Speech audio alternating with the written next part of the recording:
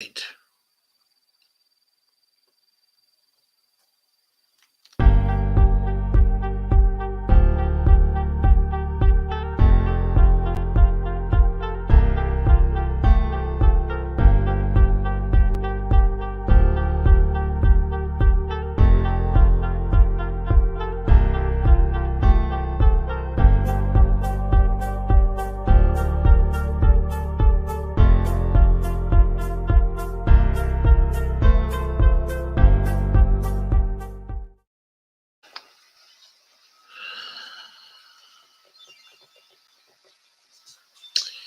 Hello, everybody. This is Empowering Democracy. It's another Dump the Corruption show. I'm your host, Joe Firestone. And our topic is Shanahan may be the right choice. That is to say, Nicole Shanahan might be Bobby Kennedy's right choice for VP. Of course, his selection of Shanahan is getting banned in most places. So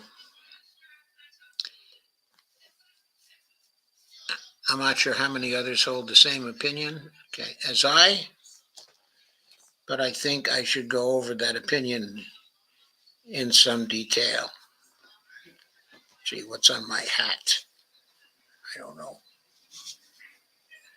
There it is. Got it. So, honey, What? Your sound is audible. I'm trying to figure out how to lower it. Well, we are live now, so. Okay. So here we are.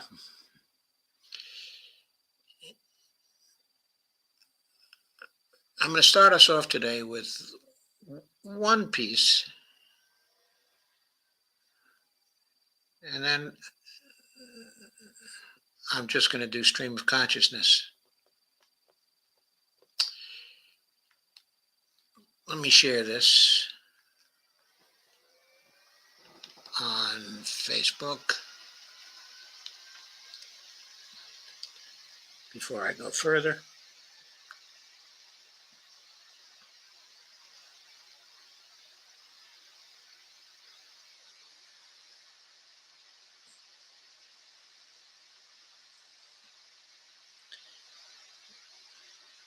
Probably a good thing to do because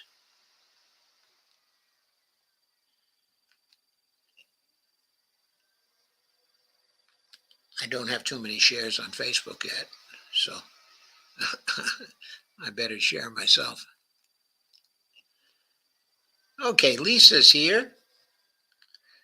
She says hi, Bonnie and Joe, and Steve Wolfbrand is here, and she says hi. She says hi, Lisa, or he says hi, Lisa, I should say. I'm getting a little tongue-tied tonight. I'm not sure exactly why. I'm feeling very good. But let me start by sharing this piece from Common Dreams. It will be illustrative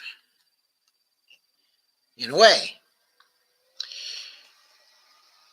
So this guy, his name is Ian Van de Walker from the Brennan Center for Justice, published this article in Common Dreams. Okay, today, the headline is RFKJ's choice of running mate shows how money distorts the politics. I have to say, I don't disagree with that. I think money does distort politics.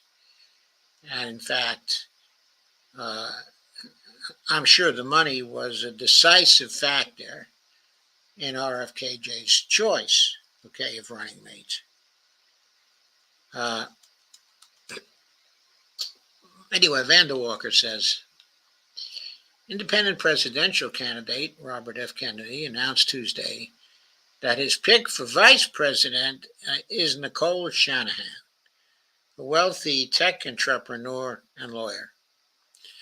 Shanahan's prior political activity seems to be limited to giving money, including a $4 million donation to a pro-RFKJ super PAC, the American Values PAC, to help fund a Super Bowl ad. Of course, the total cost of that ad was $7 million, which means a lot of the money that went into it was probably contributed by Timothy Mellon as well, who has given to Bobby Kennedy over a period of months $20 million. So, as we went over last night, there are 3 very large contributors to Bobby's campaign. The biggest contributor is Timothy Mellon, who's also a giant contributor to Trump's campaign, raising issues that Bobby was getting funded so he could be a stalking horse to lower Biden's vote and put in Trump again. $10 million has also been contributed by Gavin DeBecker, Association. Gavin DeBecker is a huge security firm for the stars. And there's probably some kind of deal in return for the $10 million contribution. Bobby's already spent $1.9 million in Gavin DeBecker services. So there's a little trading, going on there. So the third biggest donor so far was Nicole Shanahan with her $4 million donation to the Super PAC to help to fund the Super Bowl ad. There's a fourth contributor who contributed $1 million. Her name is Lila Sentner, and she is from Florida. But going on with this article, Kennedy's campaign has raised far less than the 2024 front runners, and he may see a running mate with the ability to self-fund as necessary to keeping his bid afloat. I think that's very correct. So far, Bobby Kennedy has raised about $72 million in his own planning for the campaign. His own thinking was that Biden was going to raise $2 billion, that Trump was going to raise $2 billion, and that to get his message out and have a chance in the campaign, he would need to raise $500 million. And that was why he was taking money from the very, very, very rich.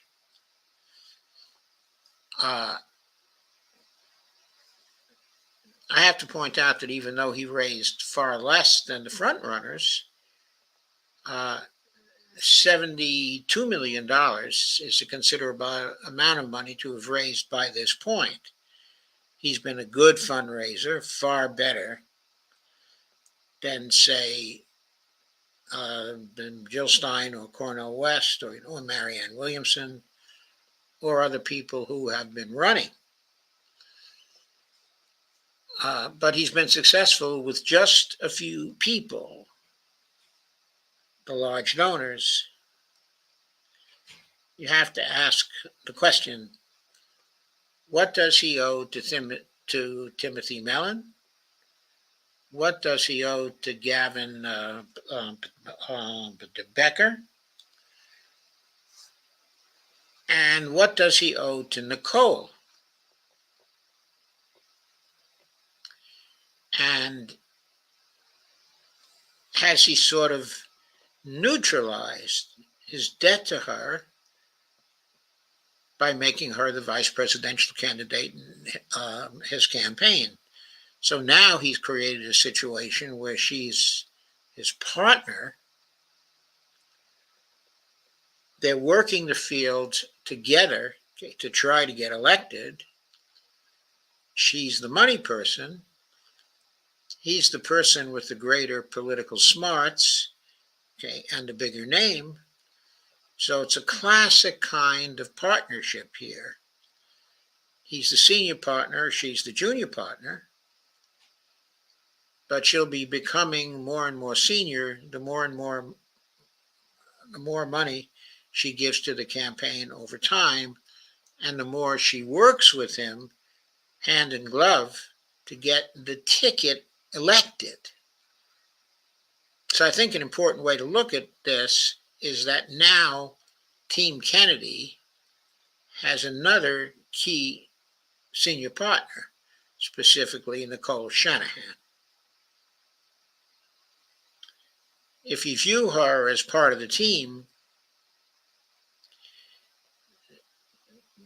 then you have to say, okay, at this point, well, he's not going to owe her anything because she's just a part of the team. And her reward is going to be the vice president of the United States. So who is left that he owes to? Well, there's Lila Sentner for the $1 million. That may not be very important in the total scheme of things, since he's planning to raise $500 million. In the case of Gavin de Becker, he traded some contributions for security business, so he probably owes some more, okay, to Gavin de Becker, but we don't know if there are any special policy preferences involved. And with Timothy Mellon, if Timothy Mellon is giving a whole bunch of money to Trump at the same time, then maybe Bobby can view Timothy Mellon as someone he doesn't really owe that much to, because Timothy Mellon is building up one of his major apartments to the same extent, okay, as he is Bobby Kennedy. So he may feel that he is less indebted to Timothy Mellon. So you have a situation where Bobby maybe doesn't owe too much to too many people and is less indebted to people and less bought by the other prime candidates. That's one way of looking at it anyway. Going on with the article, though, Kennedy's campaign has raised far less than the 2024 frontrunners, and he may see a running mate with the ability to self-fund as necessary to keeping his bid afloat. I think that's an understatement. I think he did see this. I'm thinking that if I'm him, the contributions from Timothy Mellon stopped, I believe the last contribution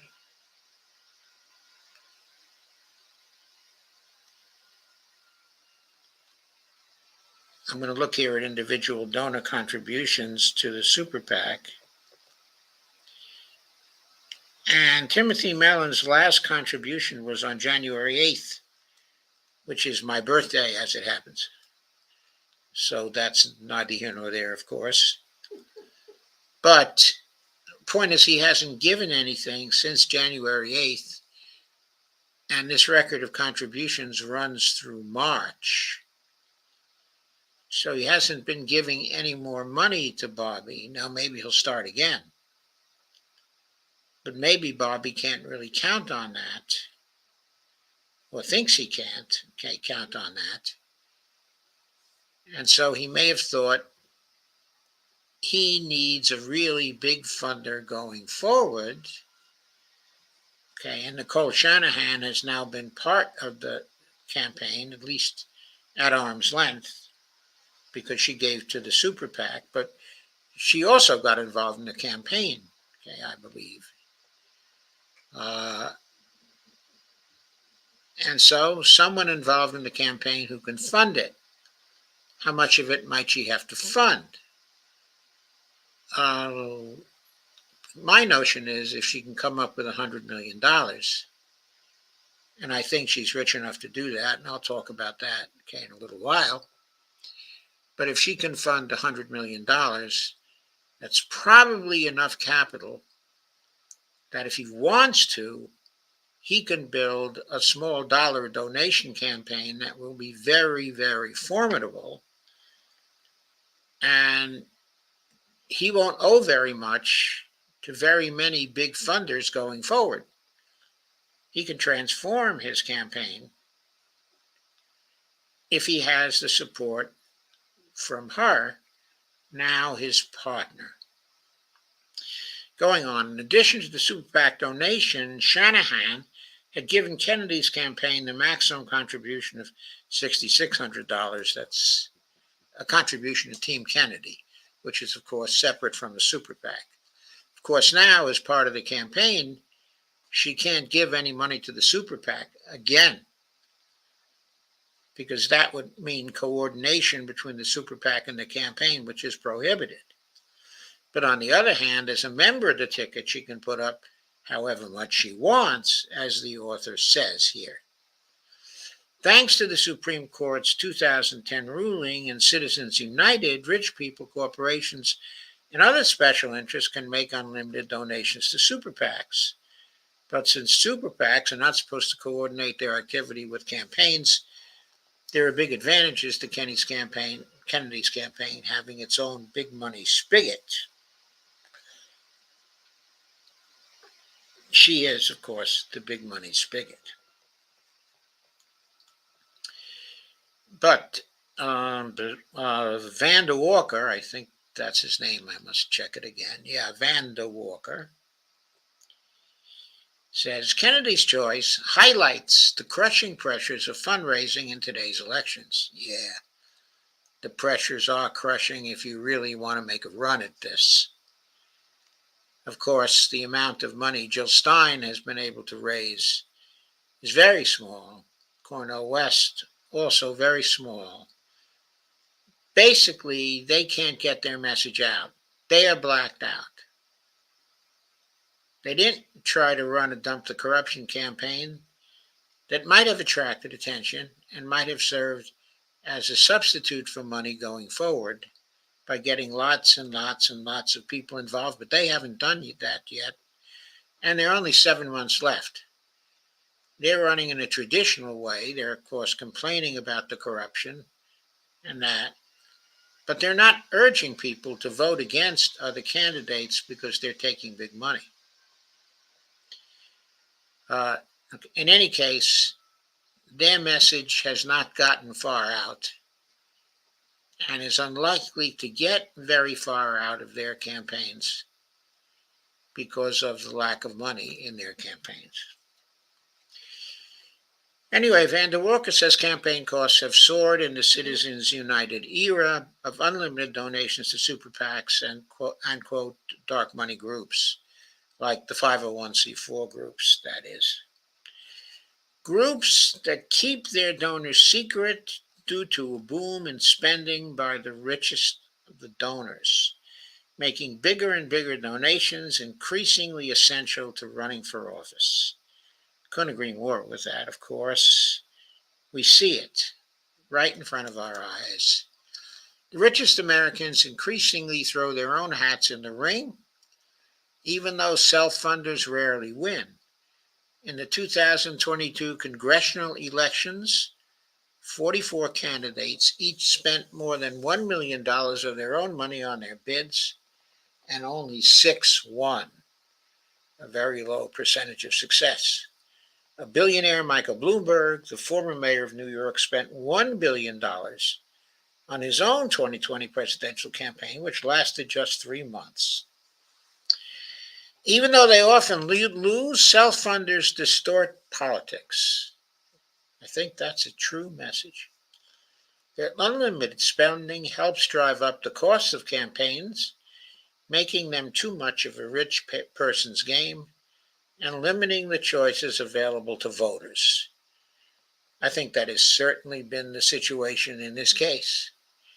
In the 2024 case, some of the relatively good candidates who have been running without any money have no visibility at all, with the voters.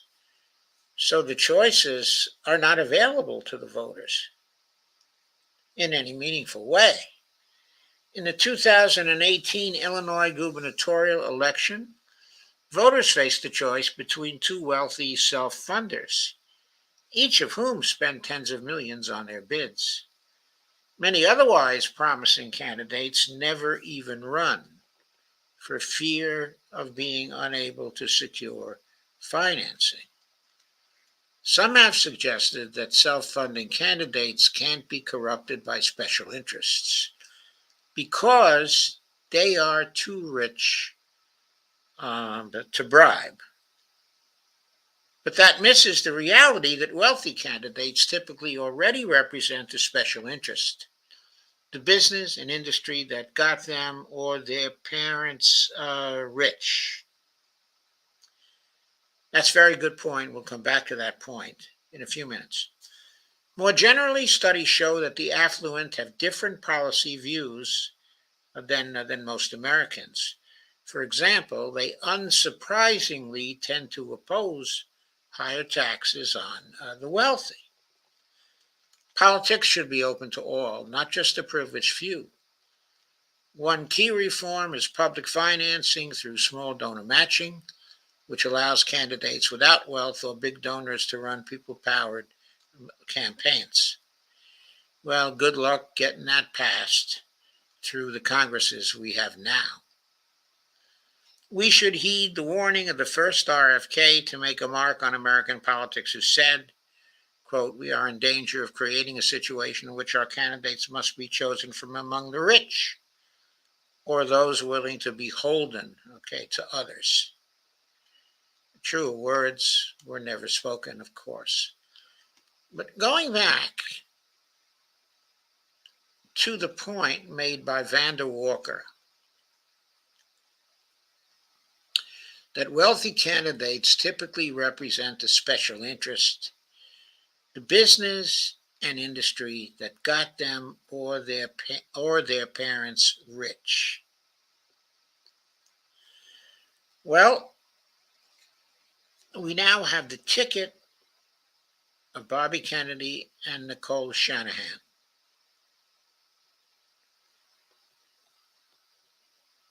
What is the wealthy business and industry that got that ticket collectively rich? Well, one thing that got Bobby rich was his activities as a lawyer. He started out with a fair amount of money, but he earned a lot as a lawyer. Reportedly, his net worth is $60 million. So he is rich. He probably has an interest in continuing to have a legal industry that is very robust and that can earn fairly big money for lawyers through their work on cases. That doesn't necessarily make him very corrupt in relation to the issues that are currently most important for the American people. Well, what of Shanahan? She's a lawyer too. She shares that, with Bobby Kennedy. But she's also been, an entrepreneur, and also, an entrepreneur very much involved with Silicon Valley interests and very much involved with artificial intelligence, and having a view that the promise of AR software is very great in terms of helping us solve very critical problems. Like, for example, what they call the problem of chronic illness here in America. The two of them claim to be dedicated to solving that problem and removing chronic illness from America, from the scene. And Nicole Shanahan says that what she wants to do is use big data and AI methods of analysis to discover the solution to getting rid of chronic illness here in America. And in her acceptance speech, she was being extremely enthusiastic about the possibilities of what could be done with the union of AI, and big data. And she said that she would do that, as part of the ticket, presumably as a special assignment given to the vice president by Bobby Kennedy. So that's a contribution that she wants to make. I'm not sure I totally share her enthusiasm. I've had some data mining experience, and it's an old background, but a decent background in artificial intelligence in the 90s and in the teens in the course of research that I was doing, in knowledge management.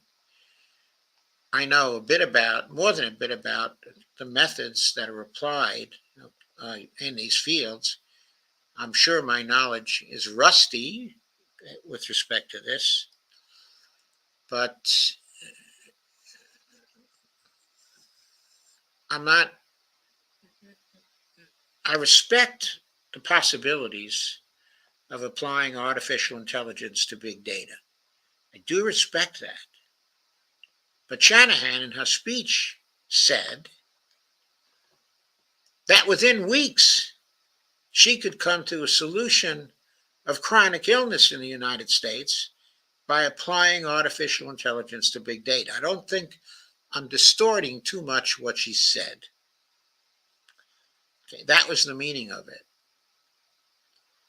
In my view, she's much too sanguine about that particular possibility.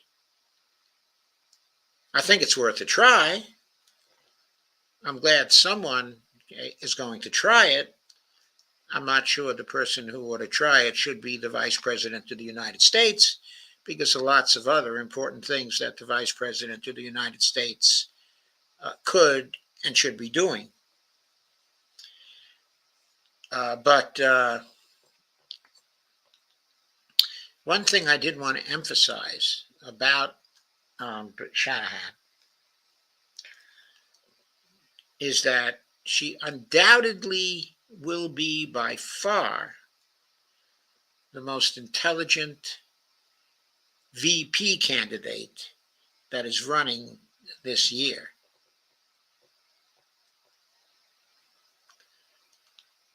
She gives the impression of being extremely intellectually capable. As we know or should know, that doesn't mean she's going to be very good as a politician. So, of course, the question is raised, was she the best choice for Bobby Kennedy to make from the standpoint of the kind of political partner she would be outside of the fundraising sphere? Of course, she's going to continue to fundraise for Bobby, and that is very important in getting enough money to get his message out. Of course, I'm sure she's very competent at social media. But also, she's going to be campaigning with Bobby, across the country. How good is she going to be at campaigning? I think he's made a judgment that she's going to be very good based on his knowledge of her. Off of her introductory speech, I think it's fair for me to say that she's very charismatic, she's very appealing, and she might do a very good job making campaign speeches. Whether she can organize people in the context of campaigns or help with organization, because the main organization is being done by Amaryllis Fox, Amaryllis Fox Kennedy, I should say. But still, it's relevant to ask, can Shanahan help with the organization of the campaign? Can she help with going where Bobby Kennedy cannot to swing voters? Are her views different enough, and will she be allowed to express them in such a way that she can bring other groups into the campaign, than are in now? One big question which immediately comes to mind is, does she have different views on Gaza?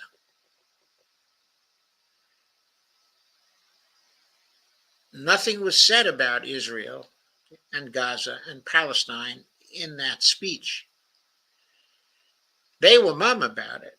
Both Bobby Kennedy's speech and her speech were mum about it. How does she feel about Gaza? In her speech, she made it quite clear that she's a progressive.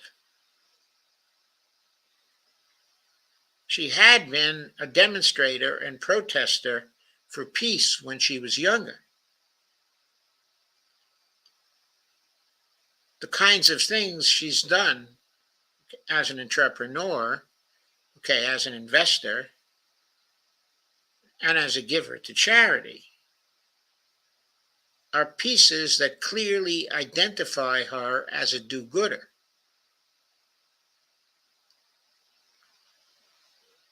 As maybe a little more than vaguely left even.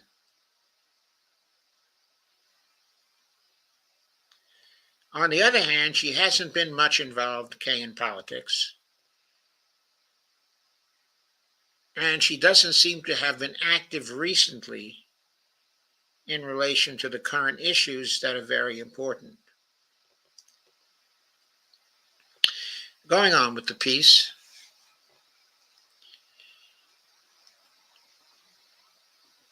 More generally, studies show the affluent have different policy views than most Americans.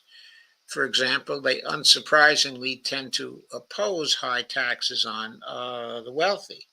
That's true. But does that apply to Bobby Kennedy and to Nicole Shanahan? The answer is, we don't know. We don't know. There's a hint, though, in Bobby Kennedy's campaigning.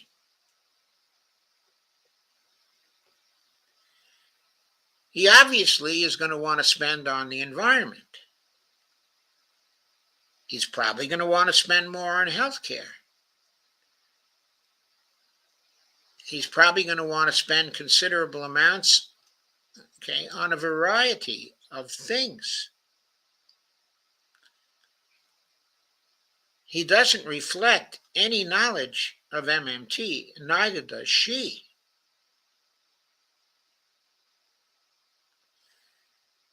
So obviously he is going to try to pay for things by taxing. Does he oppose higher taxes on the wealthy? He hasn't said. Does she oppose higher taxes on the wealthy? She hasn't said.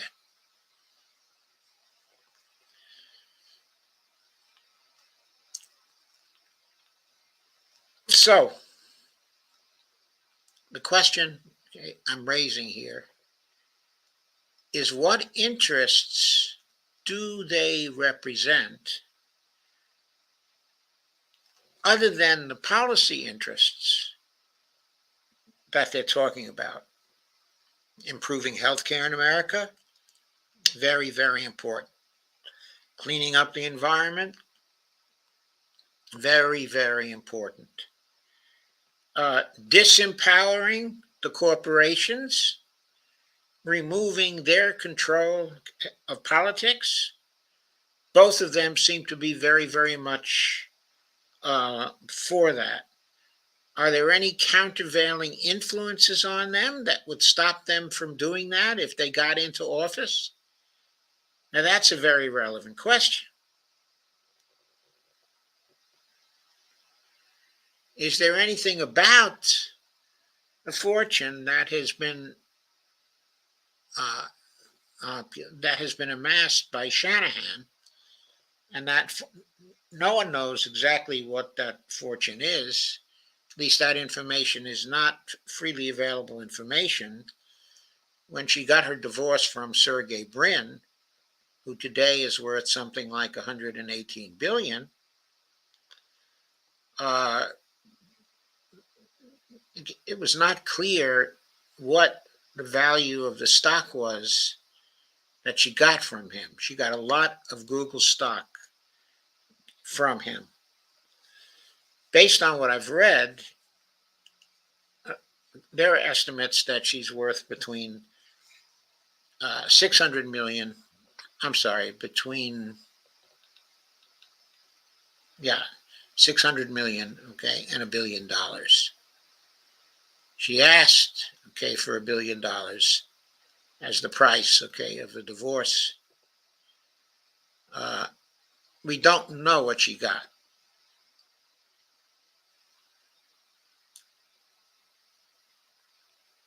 But they share a child. And I don't think a divorce was that bitter.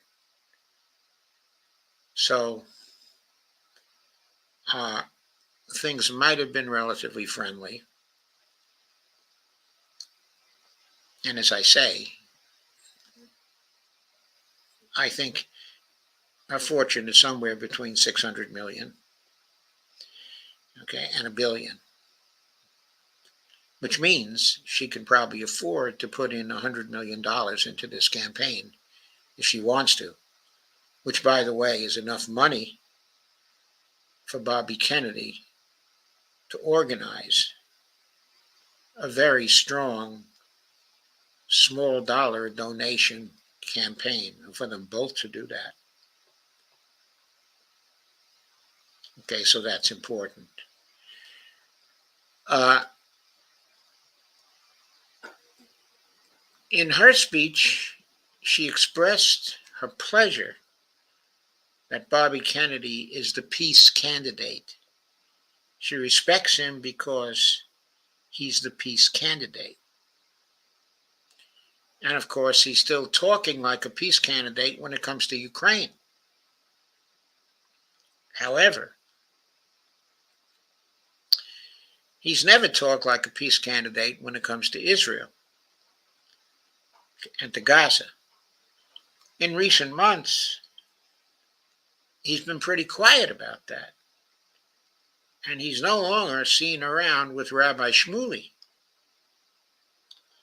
He's focused instead on getting on the ballot in the 50 states. Of course, there have been estimates of how much that's going to cost. Those estimates are roughly $30 million. And she said she's going to focus on getting him on the ballot in all 50 states. She's got the $30 million to do it.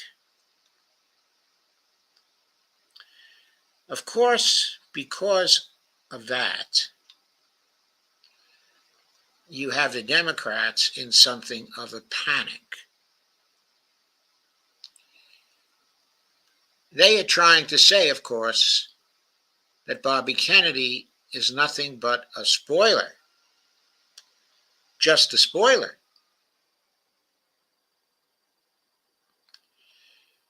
And that his addition of her to his campaign is for no other purpose than to be a spoiler. On the other hand, they seem to be awfully fearful of what the possibilities of that campaign are now, because they probably see what I see, which is that her money as part of the campaign can really increase the possibility that he might do far better than he's doing today. How well is he doing today? Well, when you look at the Quinnipiac poll, if I recall correctly, the latest one showed Bobby with an approval rating of 47%, Trump with an approval rating of 43%, and Biden with an approval rating of 41%. Of course, that's not a head-to-head poll. In the head-to-head polling, Trump is ahead of Biden by, well, I guess it varies. There's been a surge by Biden actually very recently, and it isn't completely clear who's ahead. But I think they're both in the neighborhood of something like maybe 40% or something like that. And Bobby, in a head-to-head polling situation, is only at 9%.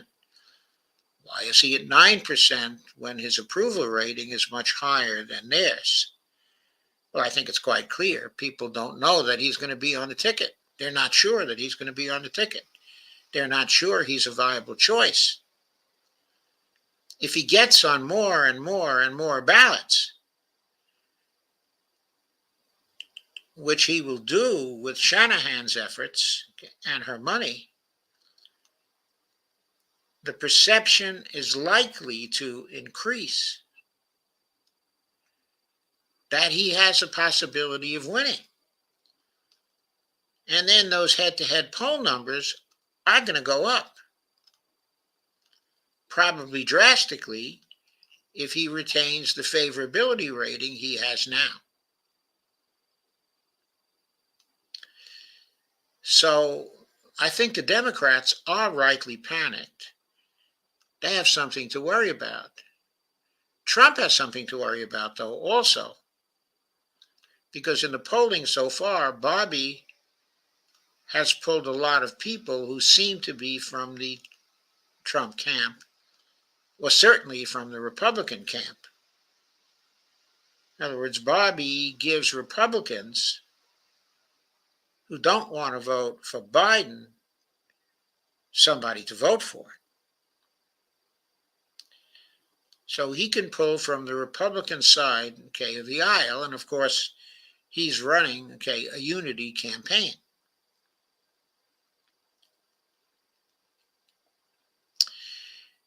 His choice of vice president there is not as strong for the image of a unity campaign because Nicole Shanahan has always been a Democrat. She's always contributed to Democrats, and she's worked for Democrats. And her background is that she comes from a struggling family. That family was a Democratic family. She says that in growing up, she had a hardscrabble kind of situation, and that the family was very grateful and very beholden for support from the Social Security Administration, and that she appreciated the Social Security safety net. And that squares with her support for Democrats until now. So she's a Democrat. It's going to be clear to Republicans and to Trumpists alike that he selected a Democrat for his vice president.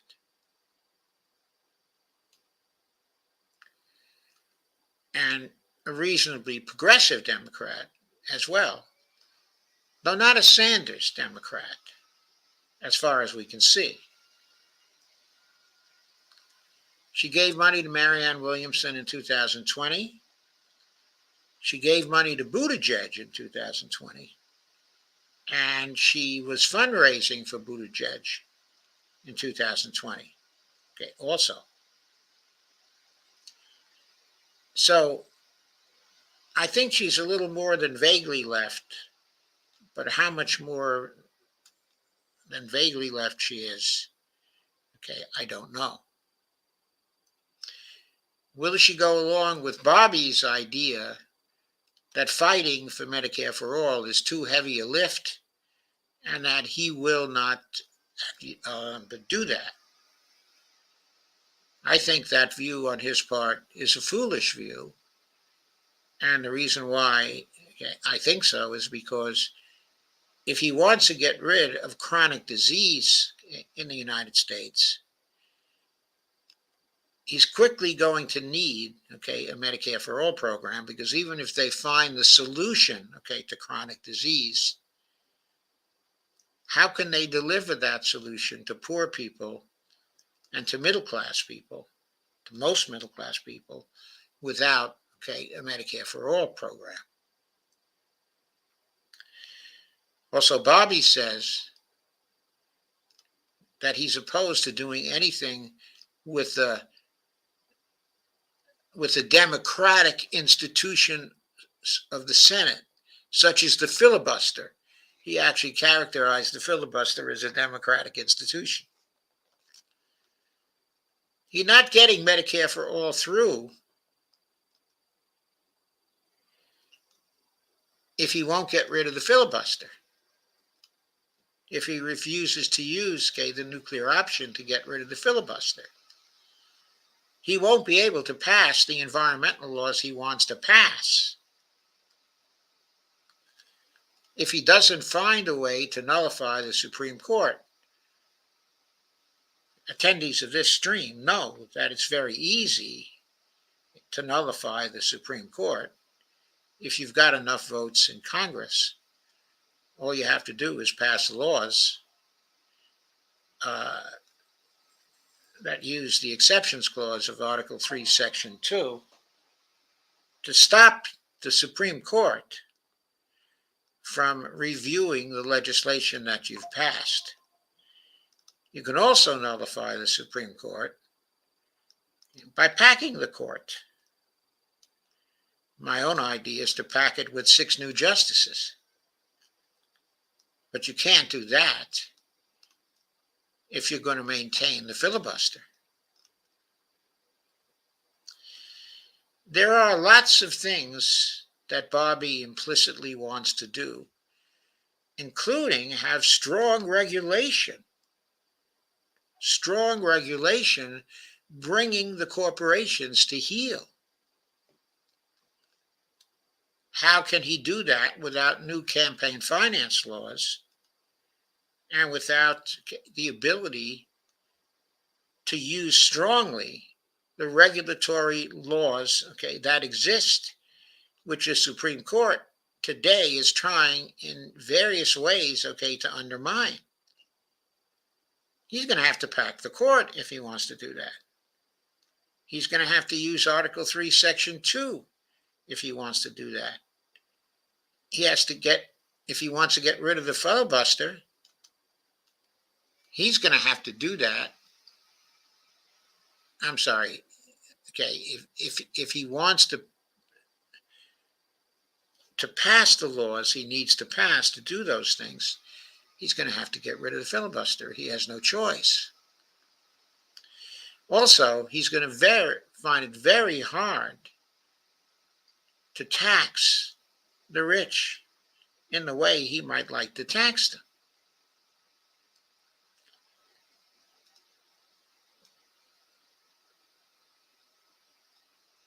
He seems to think that he'd be able to spend on big environmental programs and on climate programs by taxing the rich. He seems very put out by deficit spending and by the size of the national debt.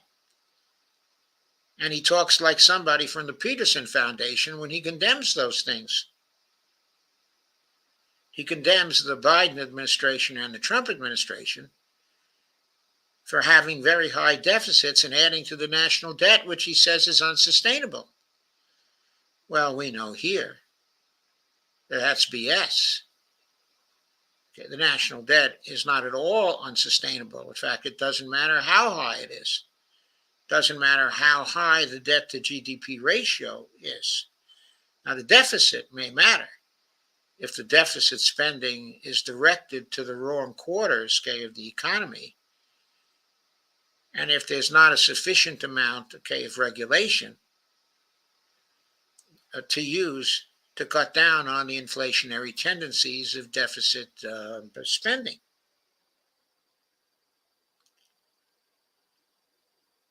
Bobby Kennedy and Nicole Shanahan seem to have no knowledge, okay, of MMT, and they need knowledge of MMT to implement the programs that they want, okay, to implement. So these are problems they have.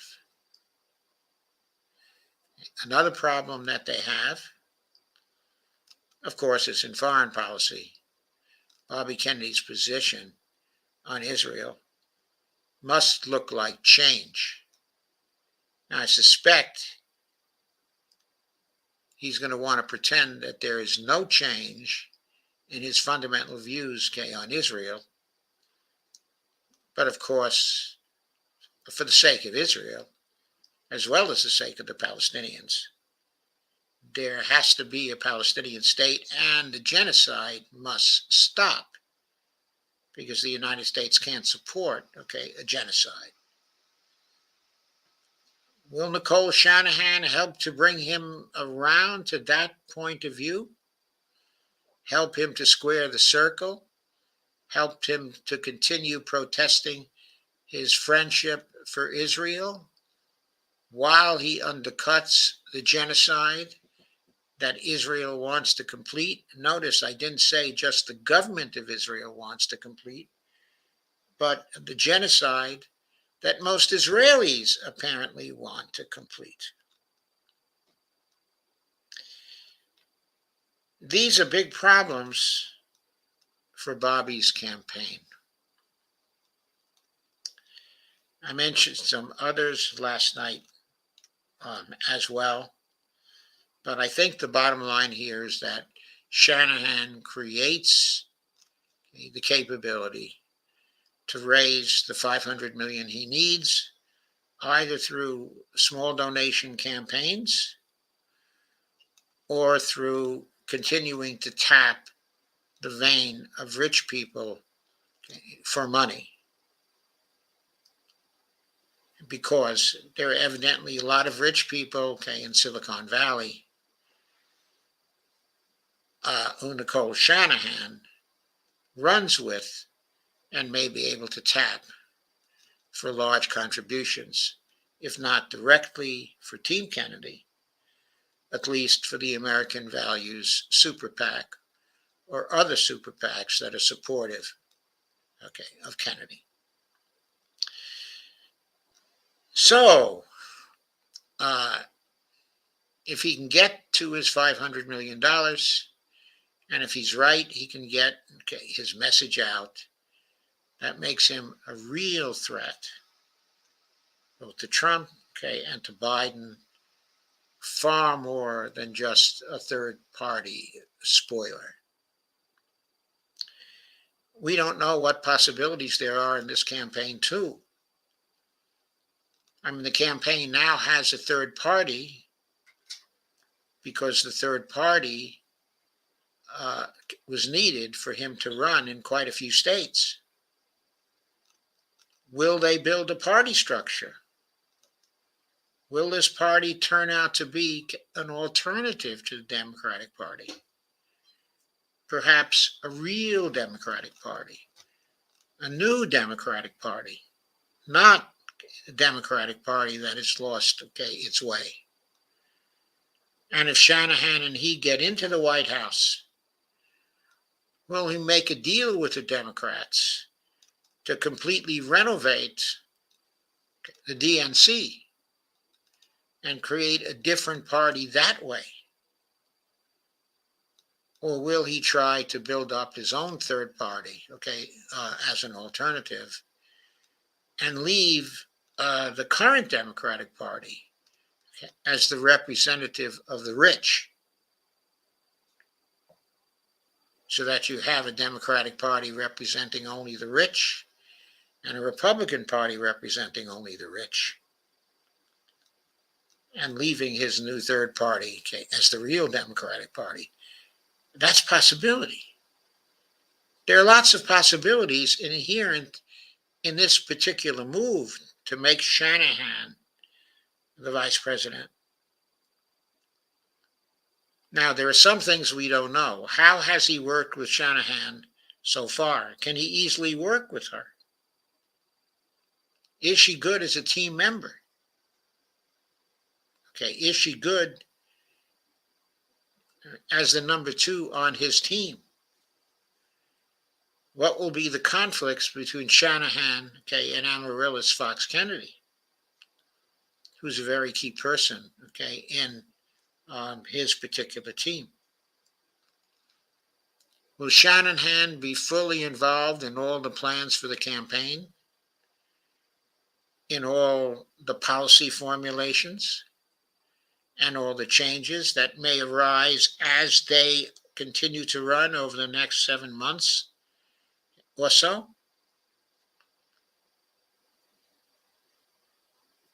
How much is he prepared to consider her as a team member? He may have to do that if he wants to continue receiving her money. From her point of view, she's a venture capitalist for this particular campaign. And she's going to want to have a lot of say in this campaign if she's going to continue to make the contributions. So far, she's contributed only $4 million. I don't know if he's thinking in these terms, but I'm thinking in terms of $100 million. If he wants that kind of money from her, he's going to have to give her a lot of presence in the campaign and a lot of influence over the campaign. She may make the campaign much more progressive than it's been so far. One can certainly hope. But I think the bottom line is Shanahan has to be viewed as the right choice that was open, okay, to Bobby. Because all the others that have been mentioned, Jesse Ventura, Tulsi Gabbard,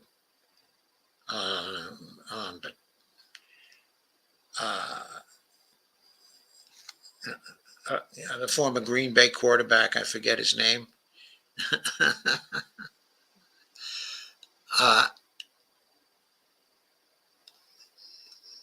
They didn't have the money-raising capability that Shanahan has. They couldn't compare on that particular dimension. From his point of view, from the point of view of the campaign, we got to get on the ballot in 50 states. We got to get to at least $500 million to counter the others. Those are two major objectives that they must accomplish. Shanahan was Bobby's best choice to help them to accomplish those two objectives.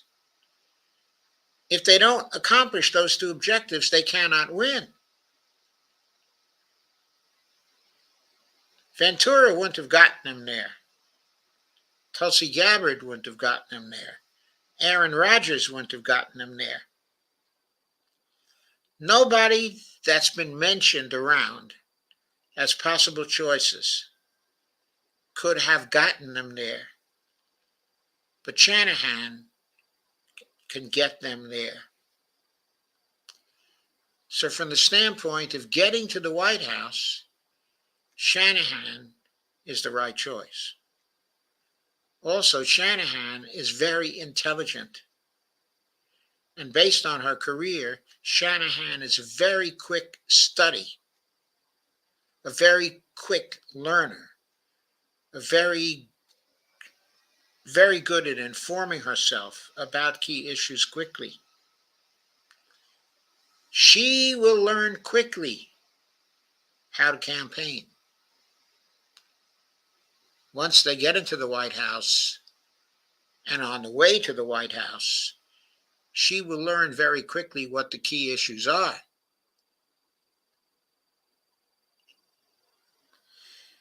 She will give Bobby a partner who is very quick and who will be very argumentative and who may be the foil that he needs to overcome some of the silly positions he has taken. So, my topic for tonight, Shanahan may be the right choice. I think stronger than that. I think Shanahan is the right choice. So I'll go to your comments now. Lisa says, Ryan Grimm, but it might have been Sager saying that Bobby picked his VP because no chance of winning and he's terrified of being shunned from his traditional social circles. Fair hypothesis. I think it's BS. I mean, I think that Bobby wants a win. And she does give him a chance of winning. She makes him a legitimate threat if she will spend her money on this campaign. I don't think Ryan Grimm knows what he's talking about. I don't think he knows what he's talking about quite a lot. For example, in one of the recent episodes, gave breaking points, he couldn't help, but refer to Bobby's speech, as grating. And he basically brought that up, as a criticism of Bobby. I don't think that matters to most people.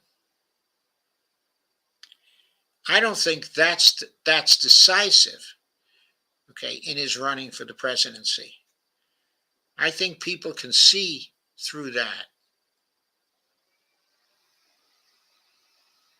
And that what they can see is a very intelligent, and earnest person who wants to be the president of the United States so that he can achieve what he believes to be the public purpose.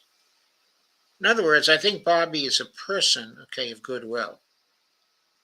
I don't like the fact that he didn't run a dump the corruption campaign from the start. I don't like the fact that he didn't try to create a small donation campaign, up to this point. But of the three of them,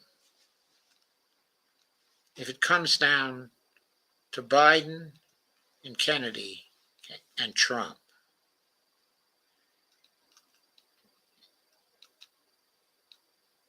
the Kennedy-Shanahan ticket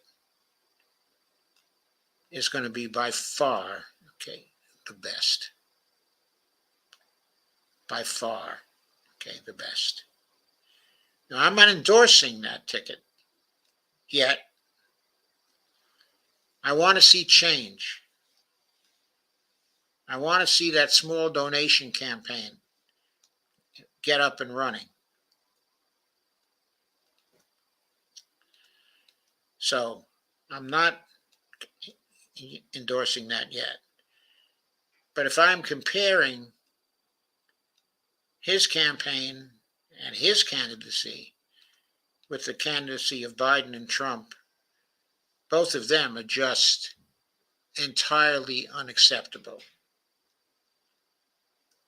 I don't feel quite that way when it comes to Bobby, though I'll tell you, his support for the genocide in Gaza so far has got me so angry I can spit. Robert Copeland said, I know people here in Sacramento that think people should vote for President Biden and also think the ACA is a great healthcare system. I think those people must be fairly well off, Robert, because otherwise they're nuts. And Lisa says, lots of them folks here, there, and everywhere. And Steve says, Robert, they walk amongst us. Lisa says, Steve, and smiles. Steve says, if he wanted a pretty female capable of being POTUS, he should have chosen Lisa. Unfortunately, he doesn't know Lisa.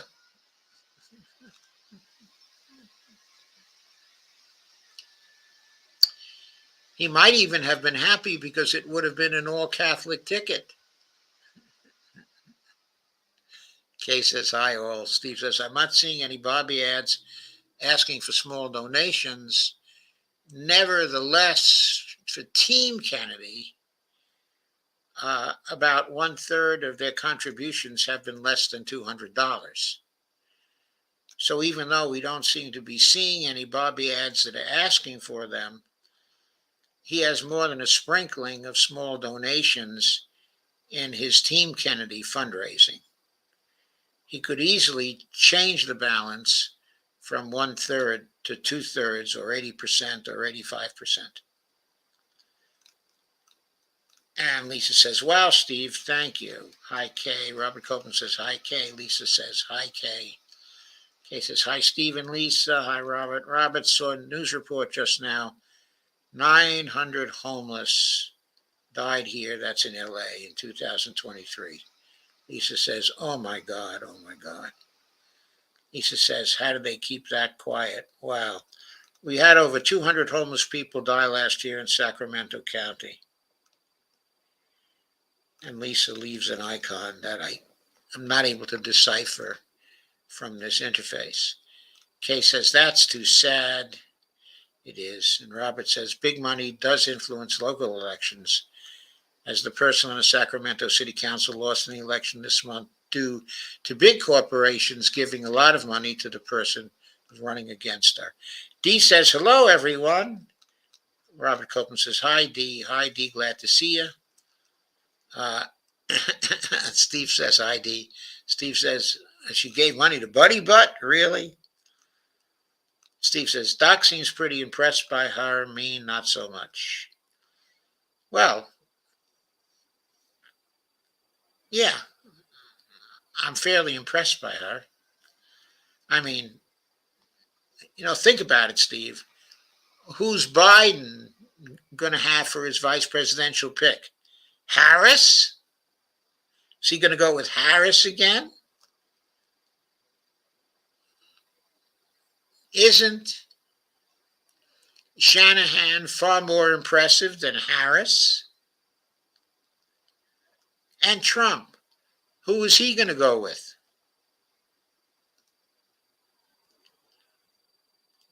I mean, I guarantee Shanahan is going to be much more impressive than who he goes with. We know basically nothing about this woman. On the contrary, we do know a lot about this woman. Her career is pretty much an open book. Her preferences are pretty much an open book. Go to her Wikipedia page, which has gone up in the last 2 days. You'll see it's pretty much an open book.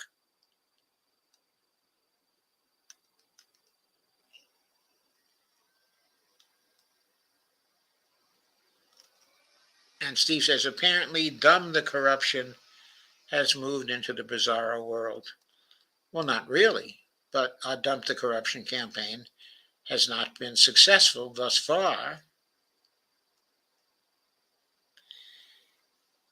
And so we have to look at the Bobby Kennedy campaign from the standpoint of Dump the Corruption. And Robert says, Joe, they are not rich as I know some of them. Okay. For me, when I say rich, I don't necessarily mean rich. I'm talking about people who are solid middle class who can afford to give more than $200 to campaigns. I bet the people you're talking about are like that, but maybe not. Maybe not. I mean, I don't know, Robert. I mean, I don't know your friends. So, okay. So I think that's it for tonight. I got to go join Dee. Steve says good night. So good night, everybody. I may be back tomorrow night on Dee's show. I'll be going over to Dee's show right now. Thank you, Lisa, for coming. It was a great pleasure to have you here again.